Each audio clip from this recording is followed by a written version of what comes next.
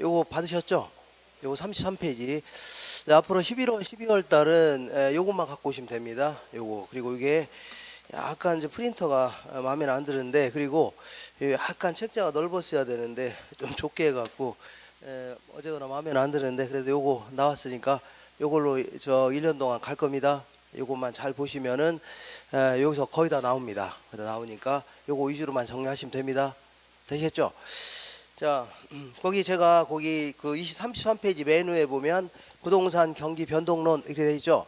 그 바로 밑에다가 일반 경기 변동 해갖고 교재 써 있죠.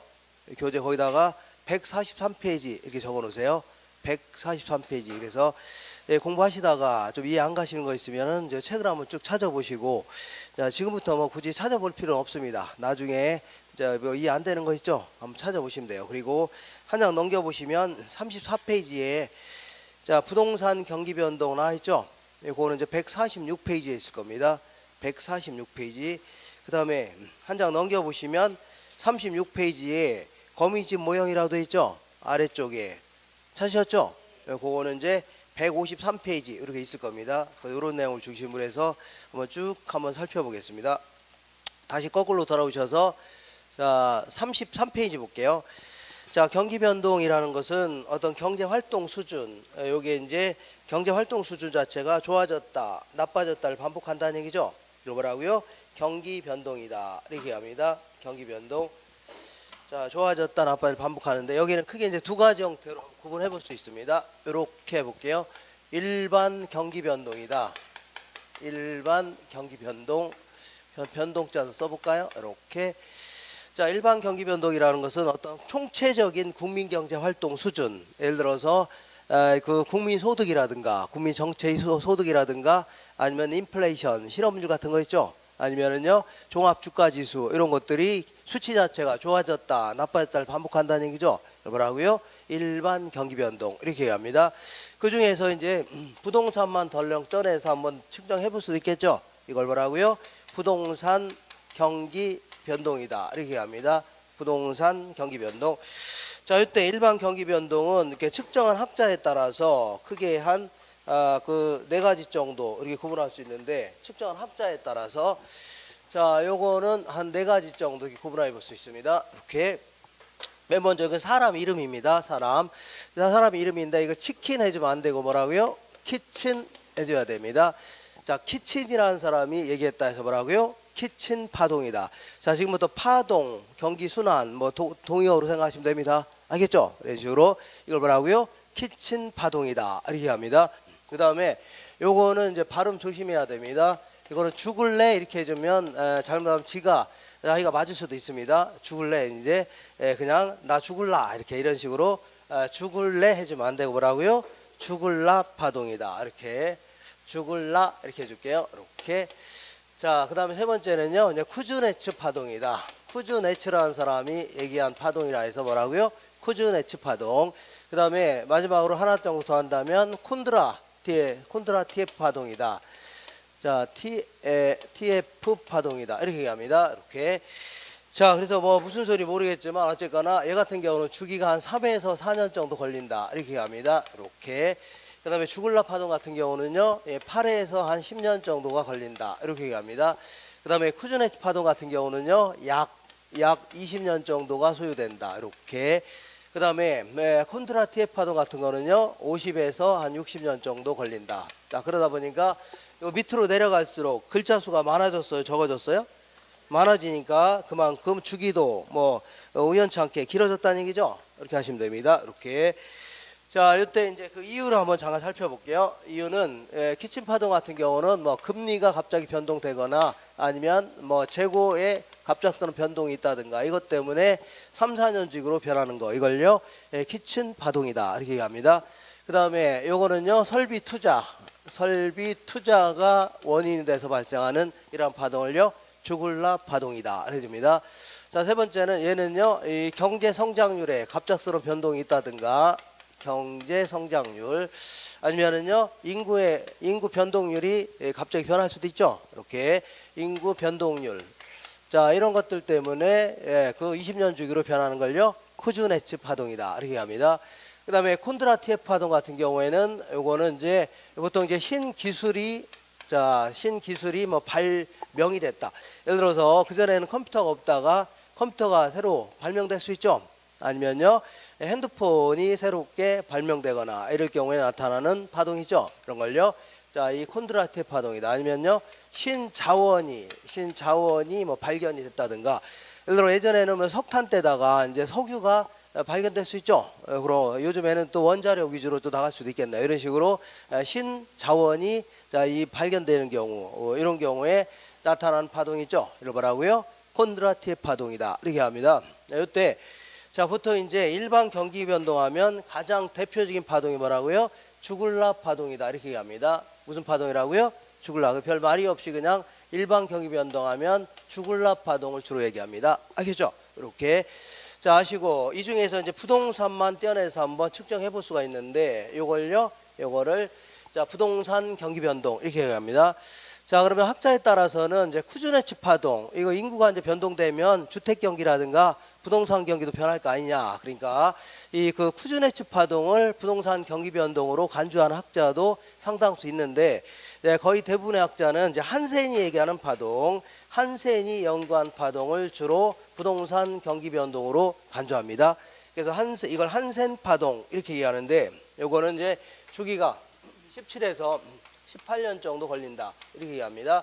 그리고 요건 당연히 건축 경기가 원인이 돼서 발생하는 그런 파동 이걸요 한센 파동이다 이렇게 얘기합니다. 이렇게 자 그래서 일단은 이제 이 부동산 경기는 일반 경기에 비해서 몇 배 정도 길다고요? 한 2배 정도 일단 길다 이렇게 하시고 자 이거 한번 그냥 듣기만 하시면 됩니다. 그 밑에 그림이 있으니까 자 그림이 이제 경기가 이게 좋아졌다 나빠졌다 좋아졌다를 반복한다는 얘기죠. 그래서 원래는 이 그림이 이런 식으로 하는 게 일반적입니다. 이건 이제 일반 경제 성장 추세 있죠. 경제가 성장하는 게 일반적 아닙니까? 이게 성장 추세에 따라서 이렇게 그리는 게 이제 바람직한데 경제가 반드시 성장하라는 법은 없겠죠. 그러니까 뭐 이런 식으로 한번 그려볼게요. 자, 이때 요거를 용어로 한번 정리해 볼게요. 요걸 뭐라고요? 정점이다 이렇게 표현합니다. 무슨 점이라고요? 정점이다. 요걸 뭐라고 할까요? 저점이다. 이걸 정점 혹은 천정 해줍니다. 요걸요 저점 혹은요 바닥 이렇게 얘기합니다. 바닥 아시죠? 그리고 요걸요 또 다른 정점이다 해갖고 자 일반적으로 정점에서 또 다른 정점까지 이걸 뭐라고 하냐면 주기다 이렇게 표현합니다. 물론 저점에서 또 다른 저점까지도 주기 이렇게 얘기할 수도 있습니다. 알겠죠? 제가 이걸 뭐라고요? 주기다. 그리고 정점에서 저점 사이의 폭 있죠? 이 폭을 뭐라고요? 진폭 해줍니다. 뭐라고요? 진폭. 그 다음에 경기가 천정 쳤다가 나빠지는 시기 있죠? 나빠지는 시기를요 이거를요 후퇴 국면이다 혹은 후퇴 시장이다 이렇게 얘기합니다. 그리고 경기가 가장 안 좋은 시기 있죠? 요거를 불황이다 이렇게 표현합니다. 일반 경기에서 뭐라고요? 불황이다 혹은 불경기 이렇게 얘기합니다. 그다음 바닥치고 다시 좋아지는 시기 있죠? 이걸요 회복 시장이다 혹은 회복 국면이다 이렇게 표현합니다. 경기가 가장 좋은 시기를요 호황이다 혹은 호경기다 이렇게 표현합니다. 호황이다 뭐라고요? 호경이다 이렇게 얘기하는데 어쨌거나 이때 이렇게 한번 더 쪼개 보겠습니다. 쪼갠 다음에 이 경기가 이제 상대적으로 안 좋은 시기가 있고 상대적으로 좋은 시기가 있다는 얘기죠. 이때 상대적으로 경기가 좋은 시기 이 시기를요 경제가 점점 자 확장 국면에 있다. 뭐 거래라든가 이런 게 점점 확장한다는 얘기죠. 그래서 이거를 확장 국면이다 혹은 팽창 국면 이렇게 표현합니다. 확장 국면이다. 그리고 이때는 거래 같은 게 뚝뚝 끊긴다는 얘기죠. 그래서 경기가 상당히 위축돼 있다 해서요 위축 국면이다 혹은 뭐라고요? 수축 국면이다 이렇게 표현합니다. 수축 국면. 자 이렇게 해서 어제거나 용어를 간단히 정리해봤죠. 정리해봤는데 이때 이제 콘드라티에프 파동 같은 경우는 여기서부터 여기까지가 몇 년 걸린다는 얘기야? 50에서 60년 정도 걸린다 그런 얘기입니다. 50에서 뭐라고요? 60년. 그 다음에 이제 그 쿠즈네츠 파동 같은 경우는요 약 20년 주기로 이렇게 변하는 거 이렇게 20년 주기로 이렇게 변하는 걸 뭐라고요? 이거를 쿠즈네츠 파동이다 해줍니다. 그 다음에 주글랍 파동 같은 경우는요 가장 일반적인 형태인데 요거 이제 8에서 10년 주기로 이렇게 변한다는 얘기죠. 이렇게 변화해 나가는 걸 뭐라고요? 이거를 주글랍 파동이다 이렇게 얘기하고 그 다음에 마지막으로 키친 파동 같은 경우는 3, 4년 주기로 요거 맞죠? 여기서 이제 삼산족이 변해 나간다는 얘기입니다. 자, 이렇게 변동되는 걸 뭐라고요? 이걸 키친 파동이다 이렇게 됩니다. 알겠죠? 그래서 자, 요거 어디서 많이 뭐 보던 것 같지 않나요? 그래서 주식 같은 거 이제 거래하시는 분들은 이런 거 많이 볼 겁니다. 알겠죠? 뭐 주식 경기가 됐든 자, 부동산 경기가 됐든 과거의 흐름을 이렇게 측정해 볼 수 있죠. 그래프로 이렇게 해서 자, 요걸요. 이거를 이제 경기 변동이다 해줍니다. 알겠죠? 경기 변동. 이때 자, 어쨌거나 자, 이 중에서 이제 가장 중요한 가장 주된 순환이 뭐라고 일반 경기 중에서 가장 주된 순환은 주글락 파동을 주로 얘기합니다. 뭘 얘기한다고요? 주글락 파동을 얘기한다.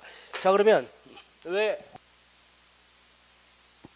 3, 4년 주기로 이 변해 나가나 한번 살펴보겠습니다. 이렇게. 자, 일단은 자, 볼게요. 경기가 호황이다. 자, 경기가 호황이다. 그 얘기는 자, 이 기업 입장에서는 기업 하이가 좋다는 얘기야, 나쁘다는 얘기야? 기업자 입장에서는, 기업하는 사람 입장에서는 기업 하이가 좋다 그런 얘기입니다.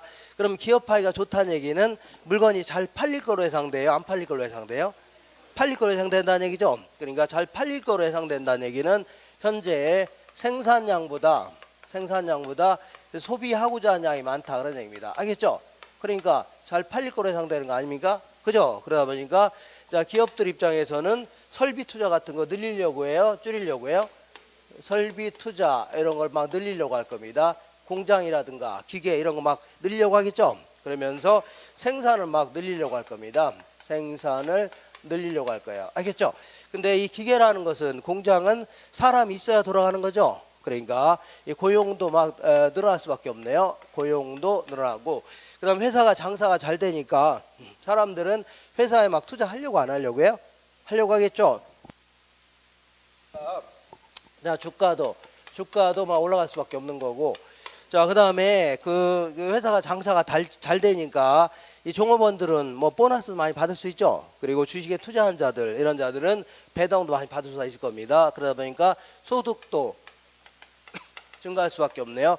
자, 소득이 증가하니까 자, 요 이마트라든가 이런 데가 쓸 돈도 적어져요?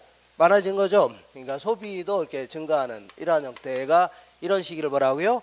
경기가 아주 좋다. 호경기다 이렇게 표현합니다. 알겠죠? 경기가 좋다.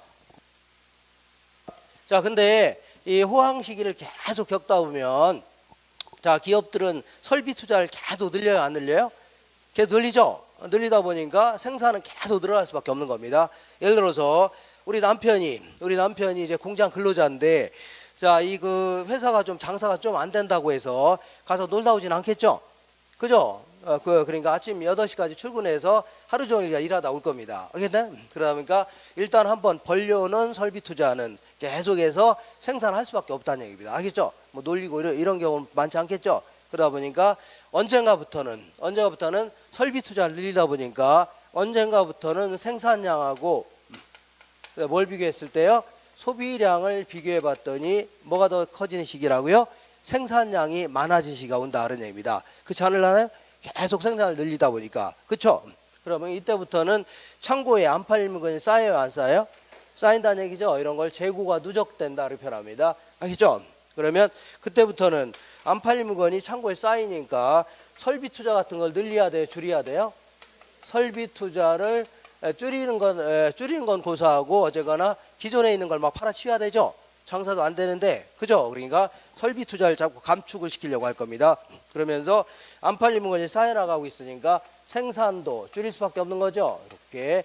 그리고 옛날에 잘 나갔을 때는 사람들 많이 채용해서 자, 이 생산 활동에 이제 투입을 했었는데 지금은 이제 놀리면서 월급 줄 수는 없는 거죠. 그러니까 이때부터는 자, 이 소위 말하는 구조조정이다. 이러한 미명하에 사람을 막 잘라내기 시작할 수밖에 없는 겁니다. 알겠죠? 그러면서 회사는 장사가 안 되니까 사람들은 회사에 돈을 투자하려고 안 하려고요? 안 하려고 하겠죠? 그러니까 주가는 점점 떨어지는 거고 그 다음에 여기서 이제 쫓겨난 사람들은 뭐 극단적인 경우에는 노숙자가 될 수도 있죠. 그런 분들은 아예 막 소득도 없고 그리고 남아있는 사람들도 돈을 더 사장님 월급 더 주세요 했다가는 자기도 잘릴 수 있는 거죠. 그러니까 계속 소득은 뭐라고요? 감소될 수밖에 없는 겁니다. 알겠죠? 소득이 감소되니까 시장에 나와서 쓸 돈이 있어 없어요? 없죠. 그러니까 소비도 감소되고 이러한 시기를 우리는 경기가 아주 안 좋다 해서 뭐라고요? 불황이다 이렇게 얘기합니다. 뭐랑이라고요? 불황이다 혹은 불경기다 이렇게 표현합니다. 그래서 요거에 자 8에서 10년 주기로 변해 나간다는 얘기죠. 그죠? 이걸 이제 주글랍 파동이라 하는데 이거 원인은 어디서부터 출발한다고요? 설비 투자. 이 설비 투자를 고정 설비다 아니면 고정 자산이라 하는데 이런 것들은 한번 설치해 놨다가는 계속 돌아갈 수밖에 없는 거죠. 그러다 보니까 이런 식으로 8에서 10년 주기로 변해 나간다는 얘기입니다. 이걸 뭐라고요? 주글랍 파동이다. 정리할 수 있죠? 이렇게. 자 그러면 이런 경기 변동을 쫙 보다 보면 호황 시기가 우리 입장에서 좋을 것 같아요? 불황이 좋을 것 같아요? 호황일 때가 아주 이제 경기가 좋다. 이럴 때는 우리 입장에서 좋을 수가 있는 겁니다. 아시죠? 근데 반드시 호황할 때 모든 사람이 다 좋냐? 그건 아닙니다. 안 좋은 사람도 있어 없어요? 있을 수가 있다는 얘기입니다. 왜냐하면 이 시기는 생산량보다 뭐가 많다고요? 소비량이 많기 때문에 서로 막 물건을 구입하려고 한다는 얘기죠. 그러다 보니까 일반적으로 물가가 올라가는 게 일반적입니다. 뭐가 올라간다고요? 물가가 올라간다. 그러니까 인플레이션, 요게 문제가 될 수 있습니다.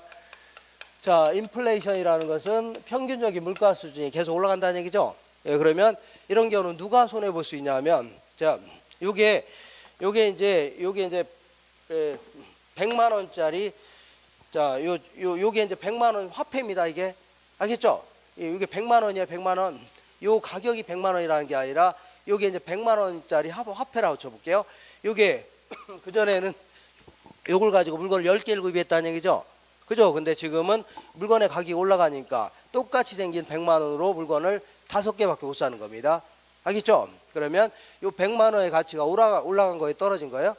떨어진 겁니다. 그러면 이 화폐를 갖고 있는 사람들 있죠? 이런 사람이 손해 볼 수밖에 없는 겁니다. 예를 들어서 똑같은 돈을 받는 사람들, 예를 들어서 근로소득자 같은 분들 있죠? 이런 분들 있잖아요. 이런 분들이 그전에도 100만 원 받고 지금도 똑같이 월급이 안 오른 상태에서 100만 원을 만약에 받는다면 이분들은 크게 손해 볼 수밖에 없는 겁니다.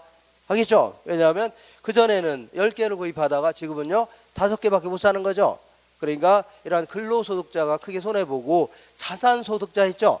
이 건물을 갖고 있거나 토지 같은 거 갖고 있는 사람들은 같이 가격이 올라가는 거죠. 이런 사람들은 큰 이득을 볼 수 있는 겁니다. 그렇지 않나요? 그리고 또한 저기 채권자라고 해서 채권자는 뭐야? 돈을 빌려줬으면 받은 자 있죠? 받는 자를 뭐라고요? 받으려고 하는 자를 채권자 해줄게요. 아시죠? 받을 권리가 있는 자를 뭐라고요? 채권자다. 그러면 100만 원 빌려줬는데 나중에 똑같이 100만 원 받으면 이 채권자가 손해봅니다. 알겠죠? 오히려 채무자가 이익을 볼 수 있고, 그리고 또한 우리나라 외국에 있는 사람들이 우리나라 물건을 사가는 걸 뭐라고요? 수출이다 이렇게 표현합니다. 우리 입장에서 파는 거죠. 근데 우리나라 물건이 비싸졌기 때문에 우리나라 물건을 살려고 안 살려고요? 안 살려고 하겠죠. 그러니까 수출은 점점 감소되고 오히려 외국 물건이 상대적으로 싸졌기 때문에 외국에서 물건 막 구입해 오려고 할 겁니다. 오히려 수입은 증가한다는 얘기죠. 이런 식으로 이걸요 국제 수지가 악화된다 이렇게 표현합니다. 어쨌거나 이렇게 해서 반드시 인플레이션 이렇게 이제 호황이라고 해서 반드시 유리한 건 아니라는 얘기죠. 어떤 사람은 불리할 수가 있는 겁니다. 알겠죠? 그리고 불황일 때는 자 생각해 볼게요. 자, 기업 입장에서는 아주 안 좋을 겁니다. 그죠? 물건도 안 팔려 갖고 망하려고 하는 거죠. 아주 망할 수 있는데 우리 입장에서는 나쁠 게 없다는 얘기입니다. 왜냐하면 자, 물건의 가격이 막 떨어졌죠. 그죠? 안 팔리니까 물건이 올라가요. 가격이 떨어져요? 막 떨어진 거 아닙니까? 그러니까 헐값에 막 구입할 수 있는 거 아닙니까? 그러니까 우리 입장에서는 크게 뭐 나쁠 건 없는데 그거는 그 성급한 생각이고, 문제는 우리 남편이 분명히 아침에 출근한다고 해서 나갔죠. 가방 들고. 근데 하루 종일 공원에서 배회하다 올 수 있는 거죠. PC방 같은 데서. 그죠? 이때는 가장 큰 문제가 뭐라고요? 실업이 가장 큰 문제가 되는 겁니다. 뭐 가장 큰 문제라고요? 실업이 가장 큰 문제가 되는 겁니다. 큰 사회적인 문제가 될 수가 있다는 얘기죠. 이렇게 하시면 됩니다. 그래서 자, 이런 거를 인플레이션이라든가 실업 이런 게 이 거시경제를 구성하는 대표적인 지표가 될 수 있습니다. 알겠죠? 그렇기 때문에 인플레이션이 발생하면 실업률은 점점 줄어들 수밖에 없는 겁니다. 알겠죠? 반대로 이거 디플레이션이 발생하면 실업률이 올라갈 수밖에 없어요. 알겠죠? 인플레이션 반대가 뭐라고요? 디플레이션이라고 하는 건데 물가가 점점 떨어지는 걸 뭐라고요? 디플레이션이다. 그래서 그러니까 인플레가 발생하면 경기는 뭐라고요? 호황입니다. 알겠죠? 인플레가 발생하면 경기는 뭐라고요? 호황일 때가 일반적인데 문제는 인플레가 발생하면서도 경기는 불황이라는 얘기죠. 인플레가 발생하는 경우는 일반적으로 호황일 때죠. 근데 간혹 가다 보면 인플레이션이 발생하면서도 또 불황 시기 막 실업률도 엄청나다는 얘기죠. 이러한 기현상이 나타날 수 있는데 요거는 이제 이런 걸 뭐라고요? 스태그플레이션 이렇게 표현합니다. 뭘 한다고요? 스태그플레이션. 다시 해볼게요. 원래 이제 인플레이션이 발생하는 경우는 호황 시기를 얘기합니다. 알겠죠? 네, 그런데 인플레이션도 발생하고 경기는 또 불황이라는 얘기죠. 실업자가 굉장히 많다는 얘기죠. 그죠? 이렇게 이런 걸 뭐라고요? 스태그플레이션이다 이렇게 표현합니다. 알겠죠? 이렇게 정리하세요. 무슨 얘기 하겠나요? 자, 보통 호황일 때는 인플레이션이 발생하는 게 일반적이죠. 근데 인플레가 발생하면서 또 경기는 불황이라는 얘기죠. 실업자도 많고 이런 기현상이 나타날 수 있는데 이걸 뭐라고요? 스태그플레이션이다 이렇게 정리하시면 됩니다. 자, 한 장 넘겨보겠습니다. 넘겨보시면 자 34페이지. 자 지금부터는 이제 부동산 경기 변동에 대해서 주로 이제 얘기할 겁니다. 이렇게 요거 지울게요. 이렇게.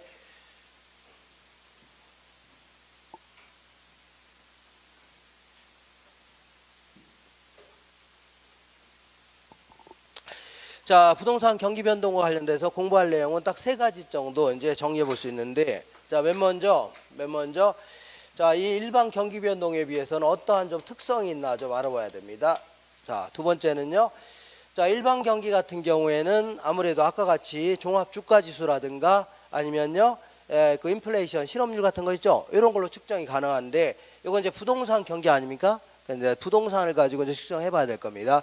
어떤 측정 지표를 사용할 것인가, 측정 지표와 관련돼서 간단히 정리하시고, 마지막으로 경기 변동의 유형을 알아볼 겁니다. 세 가지 형태로 해서 이제 알아보겠습니다.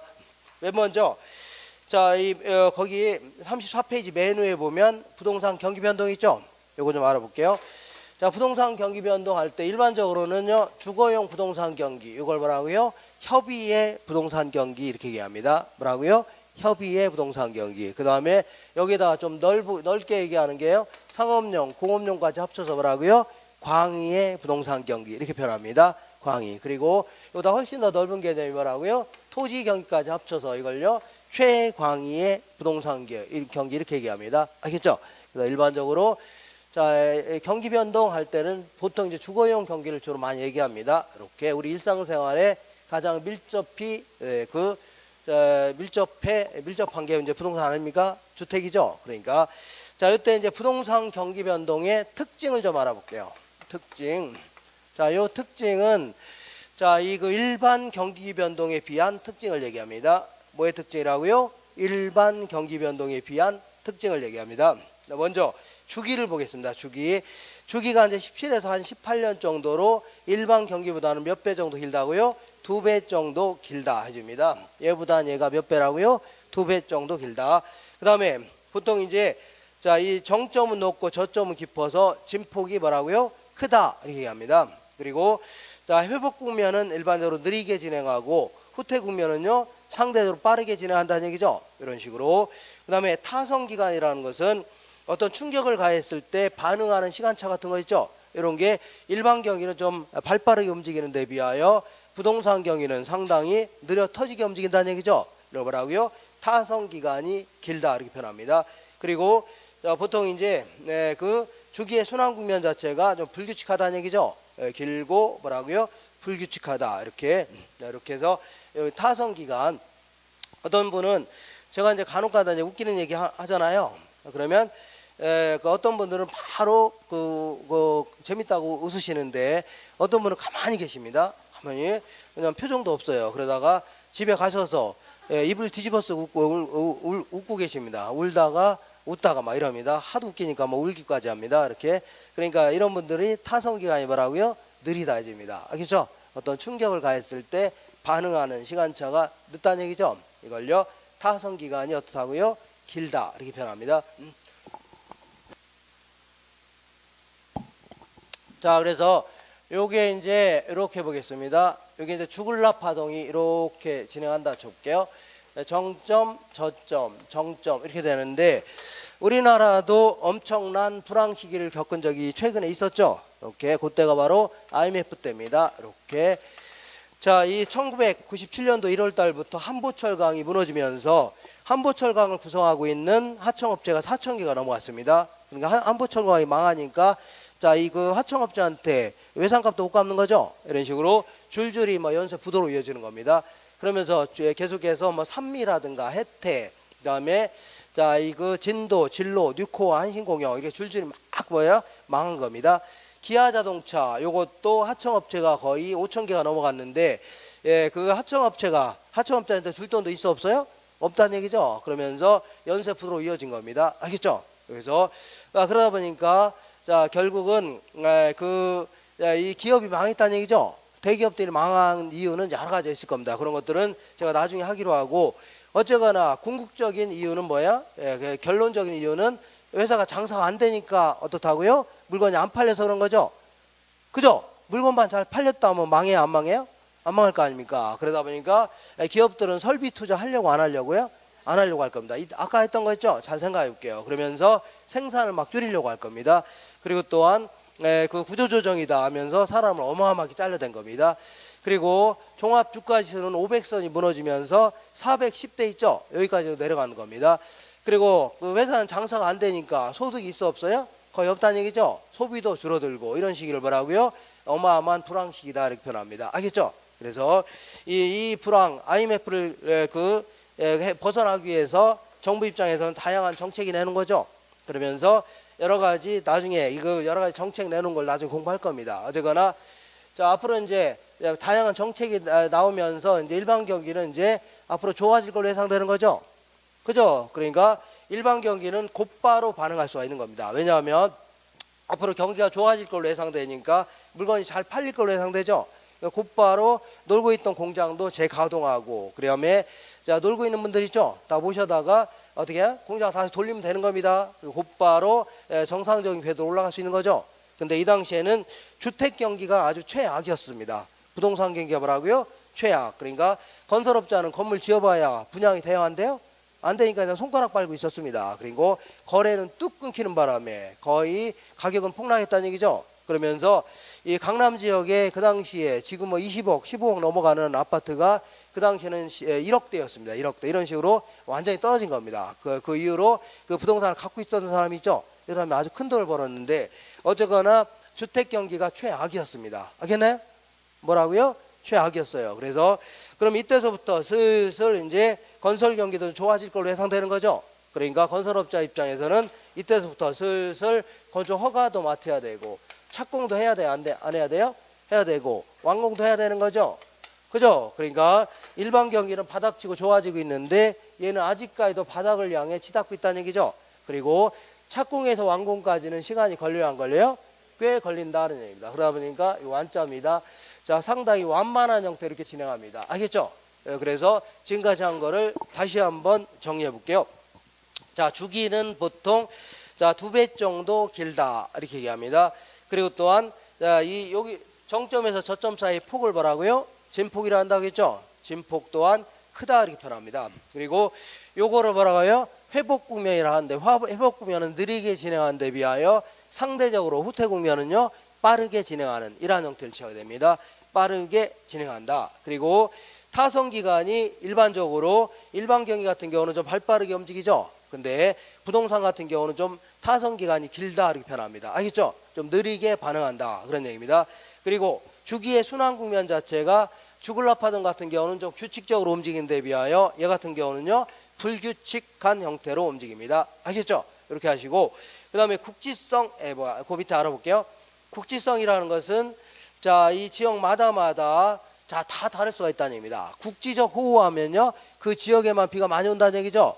이걸요 국지적 호우 이렇게 하듯이 이건 지역별 개별적 현상입니다. 예를 들어 볼게요. 서울에는 경기가 안 좋은데 부산은 또 좋을 수도 있는 거죠. 같은 부산이라 하더라도 서면 쪽은 좀 안 좋은데 해운대 쪽은 좋을 수도 있는 거죠. 이런 식으로 또한 주거용은 좀 안 좋은데 또 상업용 좋을 수 있죠. 이런 식으로 전부 다 다를 수밖에 없는 겁니다. 그러니까 지역별 뭐라고요? 개별적 현상이다. 우리 맥주처럼 전국 단위로 이 맥주 경기가 좋아지고 나빠지고 이런 게 아닙니다. 알겠죠? 지역별 뭐라고요? 개별적 현상이다. 자, 다만 간혹가다 보면 국지적으로 나타나서 전국적이고 광역적으로 확대되는 현상을 우리 왕왕 볼 수가 있다는 얘기죠. 이렇게 예를 들어서 자, 여기 그 강남에서 불이 붙어 갖고 바로 옆에 분당 이렇게 퍼져 나갈 수 있죠. 그다음에 수지, 판교 이렇게 넘어갈 수도 있는 거죠. 이런 식으로 지역적으로 나타나서 광역적으로 확산되는 경우는 왕왕 보여진다 그런 얘기입니다. 그리고 자, 거기 순환 국면 볼게요. 순환 국면은 일반 경기에 비하여 지역별, 용도별로 병행하기도 하고 같이 움직인다는 얘기입니다. 역행은요, 역행 반대로 움직인다는 얘기입니다. 병행은 뭐라고요? 같이 움직이는 거고, 역행은요 반대로 움직인다는 얘기죠. 그리고 독립은요 그 일반 경기하고 따로 움직인다는 얘기입니다. 알겠죠? 저는 상관없이 움직이는 걸 뭐라고요? 독립해서 움직인다. 그리고 선행은요 앞서서 움직인다는 얘기죠. 여러 가지로 할 수 있다는 얘기죠. 그러니까 서울 다르고 부산 다르고 주거용 다르고 상업용 다 다를 수 있죠.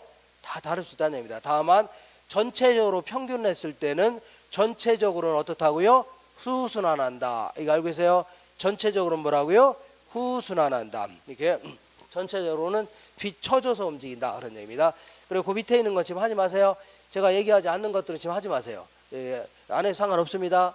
자, 그리고 자, 이렇게 해서 그 정도의 특징. 그러니까 한마디로 얘기한다면 일반 경기에 비하여 민감하게 반응하지 못해서 이런 현상이 나타나는 겁니다. 알겠죠?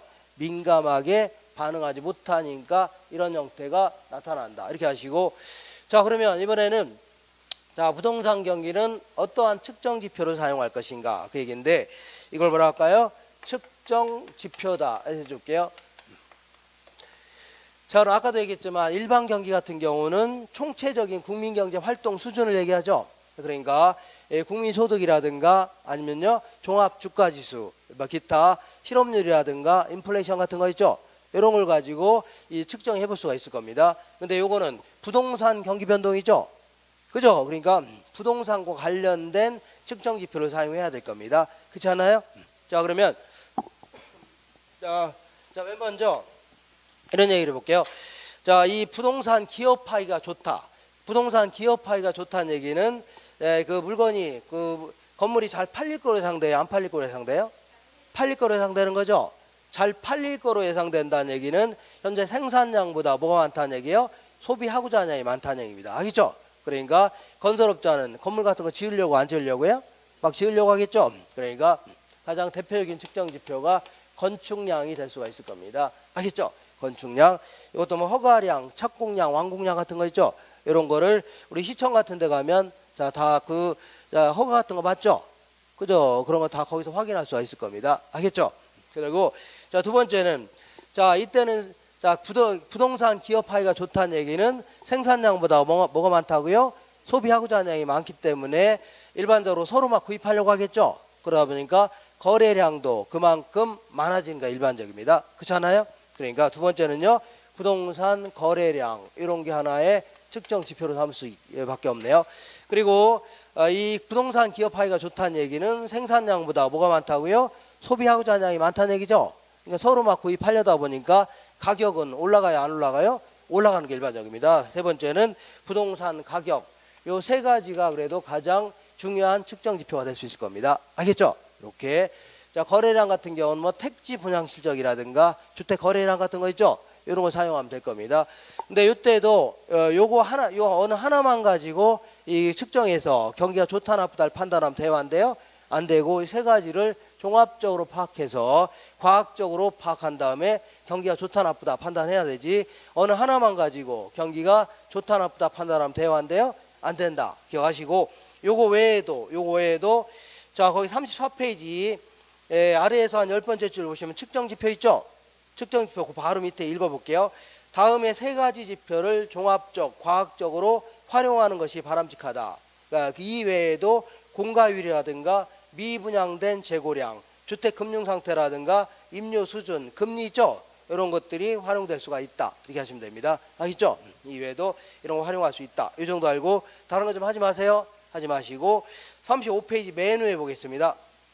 자, 그러면 우리 이제 기출 지문에서 어떤 형태로 물어보나 좀 알아보겠습니다. 1번 볼게요. 맨 위에 부동산 경기 국면도 일반 국면처럼 조금 이따 할 겁니다. 회복, 호황, 후퇴, 불황 등 4개 국면으로 구분할 수 있다. 이거 맞는 겁니다. 어차피 전부 맞는 건데 2번 볼게요. 일반적으로 부동산 경기는 여러 부동산의 유형별 시차가 존재한다. 또한 부동산 경기는 도시마다 다르게 변동하고 같은 도시라더라도 도시 내 지역에 따라 다른 변동 양상을 보일 수 있다고 했죠. 아까 얘기한 것처럼 서울은 경기가 좋은데 부산은 나쁠 수 있죠. 같은 부산이라 하더라도 서면 쪽은 안 좋은데 또 해운대 쪽은 좋을 수 있죠. 이런 식으로 다 다를 수가 있다는 얘기입니다. 알겠죠? 이렇게 세 번째 볼게요. 부동산 경기가 일반 경기 변동에 대응하여 민감하게 작용하지 못하기 때문에, 그러니까 어떤 충격을 가했을 때 곧바로 반응하지 못한다는 얘기죠. 착공에서 완공까지는 시간이 걸려요, 안 걸려요? 꽤 걸린다는 얘기입니다. 그러니까 민감하게 작용하지 못하기 때문에 일반적으로 정점은 높고 저점은 깊어 진폭이 크다는 얘기죠. 또한 회복 국면이 느리고 후퇴 국면은 상대적으로 빠르게 진행한다는 얘기죠. 그러니까 후퇴는 좀 느리고 회복은 좀 느리고 후퇴 국면은요 빠르게 진행한다. 이렇게 하시면 됩니다. 아시겠죠? 이렇게 하시고, 자, 그러면 이번에는 마지막으로 경기 변동의 유형 알아보겠습니다. 경기 변동의 유형은 이게 순환적 경기 변동이라는 게 있고, 이렇게 좋아졌다 나빴다를 반복하는 거 있죠. 이런 순환적 경기 변동이 있고, 한 페이지 넘겨 보시면 36페이지 맨 위에 보니까 다른 형태의 경기 변동 이런 것들도 왕왕 나타난다는 얘기죠. 왕왕 나타난다 그런 얘기입니다. 자, 그래서 맨 먼저 순환적 경기 변동 알아볼게요. 순환적 경기 변동이라는 것은 이 경제 활동 수준 자체가 좋아졌다 나빴다를 반복하는데, 원래는 어떻게 그려야 돼요? 이런 식으로 해서 이렇게 그려야 되죠. 불규칙하게 그려야 되는데, 여기서는 설명의 편의상 규칙적으로 한번 그려보겠습니다. 규칙적으로 이게 경기가 좋아졌다 나빠졌다 좋아졌다를 반복한다는 얘기죠. 이런 거 뭐라고 한다고요? 순환적 경기 변동 이렇게 얘기합니다. 자, 그래서 요걸 뭐라 할까요? 요걸 정점, 요걸 뭐라고요? 정점에서 정점 사이를 뭐라고요? 진폭이다. 정점에서 저점까지를 뭐라고요? 죄송합니다. 자, 정점에서 또 다른 정점까지를요 주기다 해주고, 정점에서 저점까지를요 진폭이다 해주는 겁니다. 이렇게. 자, 그리고 요것도 한번 쪼개 보겠습니다. 쪼갠다면, 자, 요거를 경기가 좋아졌다 나빠지는 시기 있죠. 이걸요 후퇴 국면이다 이렇게 표현합니다. 후퇴 시장이다. 그리고 요거를요 경기가 아주 안 좋은 시기 있죠. 요거를요 일반 경기에서는 이제 불황이라는 표현을 쓰는데, 부동산 학자들은 요걸요 하향 시장 이렇게 표현합니다. 똑같은 얘기인데 용어를 달리할 뿐입니다. 이걸 뭐라고요? 하향 시장.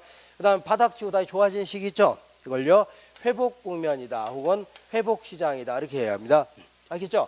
그리고 경기가 가장 좋은 시기를요 상향 시장이다 이렇게 표현해 볼게요. 상향. 그리고 자, 상대적으로 이 경기가 안 좋은 시기가 있고, 상대적으로 좋은, 저 왜 그래죠? 자, 상대적으로 경기 안 좋은 시기가 있죠. 이런 시기가 있고, 상대적으로 경기가요 좋은 시기가 있겠죠. 그죠? 그래서 이렇게 경기가 좋은 시기는 거래도 많아지고 하죠. 경제가 점점 확장한다. 그래서 확장 국면이다 혹은 팽창 국면 이렇게 얘기합니다. 경기가 이때는 거래도 또 끊긴다는 얘기죠. 그래서 경기가 위축된다 혹은 수축 국면이다 이렇게 표현합니다. 수축 국면. 자, 그러면 이 확장 국면에서는, 자, 아까 얘기한 대로 부동산 기업하기가 좋다는 얘기죠. 이런 시기는 기업하기가 좋다는 얘기죠. 기업하기가 좋다는 얘기는 물건이 잘 팔릴 거로 예상돼요, 안 팔릴 거로 예상돼요? 잘 팔릴 거로 예상되는 거죠. 그러니까 이제 생산량보다 뭐가 많다는 얘기요? 소비하고자 하는 양이 많은 거 아닙니까? 그죠? 그러다 보니까 서로 구입하려다 보니까 가격도 올라가는 게 일반적입니다. 가격도 뭐라고요? 올라가는 게 일반적이에요. 알겠죠? 그러면 가격이 계속 올라가고 있는데 매수자는 얼른 구입하려고 하겠죠? 매수자는 뭐예요? 부동산을 구입하려는 자이죠. 저는 더 올라가기 전에 미리 구입하려고 할 거 아닙니까? 그죠? 근데 문제는 매도자가 이걸 팔려고 안 팔려고요? 안 팔려고 하겠죠. 계속 올라가는데 뭐하러 팝니까? 나중에 올라간 다음에 팔려고 하겠죠. 그죠? 그러니까 무슨 얘기냐면, 이 매도자는 거의 없는데 살려는 사람만 굉장히 많다는 얘기죠. 나중에 중개활동 하시게 되면, 중개업소 하다 보면 중개업을 하다 보면은 자, 물건이 지금 물건 살려는 사람은 무지막지하게 많다는 얘기죠. 근데 문제는 팔려고 내는 물건들이 있어 없어요? 없다는 얘기입니다. 알겠죠? 그러다 보니까 이때는 중개업 하시다 보면 자, 이 매수자들은 들어오면 신경 쓰지 마세요. 이런 식이는. 근데 문제는 매도자가 물건을 팔려고 내놨다는 얘기죠. 맞죠? 그러면 이분들은 극진히 대접해야 돼요? 안 해야 돼요? 해야 됩니다. 예를 들어서 그냥 100원짜리 그 믹스 커피 그런 거 주면 돼요? 안 돼요? 안 됩니다. 곧장 잠깐 기다리세요 하면서 옆에 가니까 무슨 뭐가 있어요? 그 무슨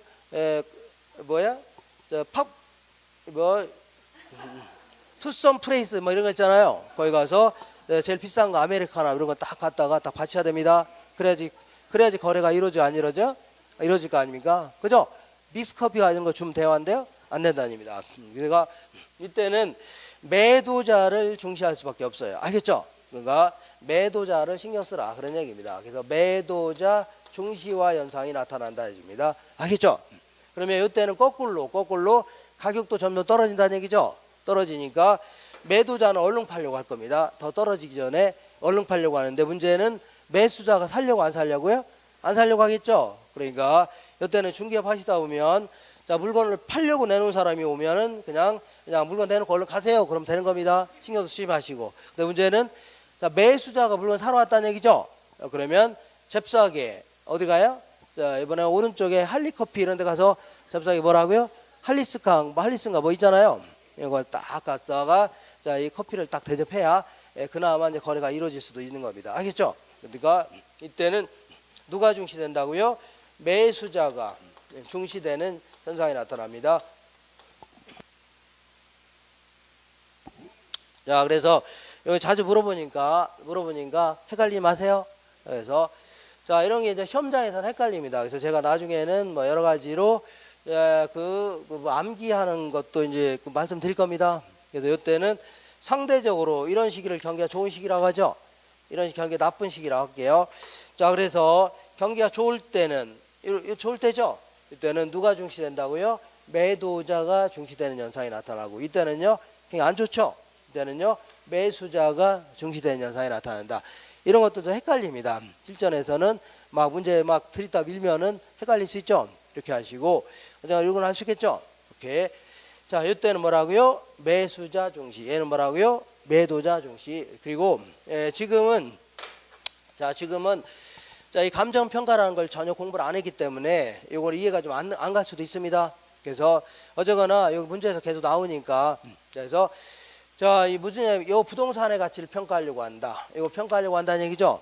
그러면 감정평가 3방식 중에 자, 거래 사례 비교법이라고 있습니다. 무슨 비교법이라고요? 거래 사례 비교법은 최근에 거래했던 사례 있죠. 사례 부동산을 거래했던 사례를 가지고 요걸 대상 부동산이라 할게요. 요번에 평가하려고 하는 부동산을 뭐라고요? 대상 부동산이다. 근데 주변에 거래했던 사례 있죠? 사례 부동산을 가지고 차이점 수정하겠다는 얘기죠. 이걸 뭐라고요? 거래 사례 비교법이다. 자, 어렵게 생각하지 마시고 내가 어떤 부동산의 가치를 평가하려고 하는데 요 놈과 비슷한 놈이 최근에 거래된 사례가 있다는 얘기죠. 요걸 가지고 차이점 수정해서 가치를 평가하겠다 그런 얘기입니다. 이걸 뭐라고요? 거래 사례 비교법이다 이렇게 얘기하는데 이때 만약에 이거 볼게요. 만약에 자, 요때쯤에서 요게 17에서 몇 년 걸린다고요? 18년 정도 걸린다고 했죠. 그러면 요때쯤에서 요 부동산의 가치를 평가하려고 한다. 그러면 과거 한 2, 3년 전에 거래했던 사례는 거의 다 뭐라고요? 낮은 가격이 일반적인 겁니다. 알겠죠?